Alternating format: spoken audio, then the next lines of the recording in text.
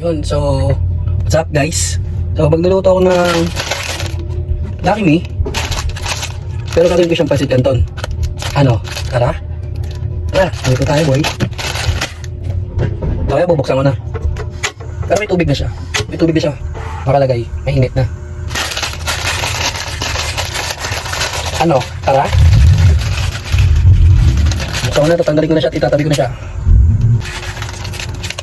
Idurugin natin para pag kinain. Ano naman? Tapos chicken oil, toyo mansi. Dadagdagan natin ng itlog kahit pa paano. Yan. Pa.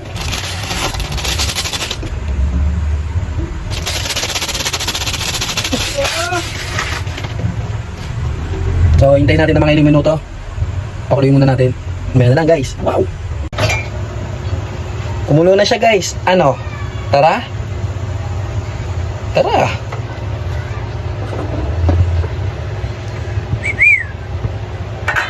Maganda tayo ng mangkok.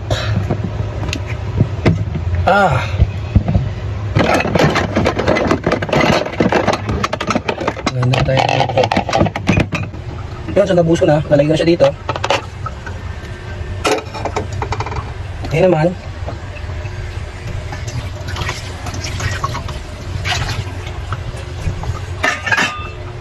yun, so nabuhos ko na. Lalagay ko na siya dito.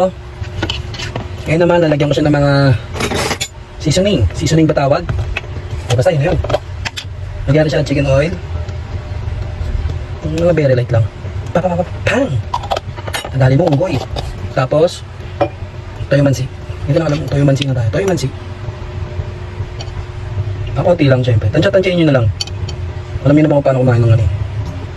Yan, then lalagyan ko na siya ng itlog. Tapos ipiprito. Lagyan natin siya ng itlog. Something like that. Bang! Then, halo mo na. Ihalo mo lang ng ihalo hanggang sa maging okay ang itlog. Lagyan mo boy. Lalagyan natin siya ng mantika. Ito paano lagyan ng konting mantika. Hanggang sa uminit ang kalan. Nagitigot natin siya guys. Yan. Para ibang kapit. Yan. So hintayin natin siya uminit.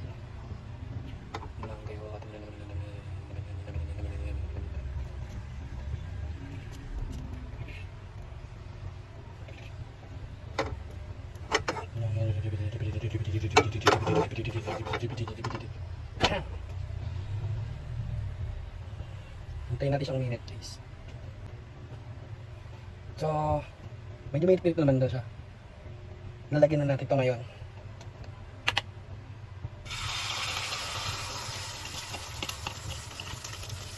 Balik natin. Compress natin. Tapan natin ng konti. Parang hanggang taas mamuuna siya. Then papakita ko na sa inyo ang finished product. Yun. So ayun na siya guys. Ayun na siya guys. So nakain na ako guys ha. Kaya nang gawin nyo na lang sa inyong bahay kung anong lasa. Basta ako, masarap to para sa akin. Kasi ilang beses ko na ginawa to eh. Ano? Tara, kain na tayo.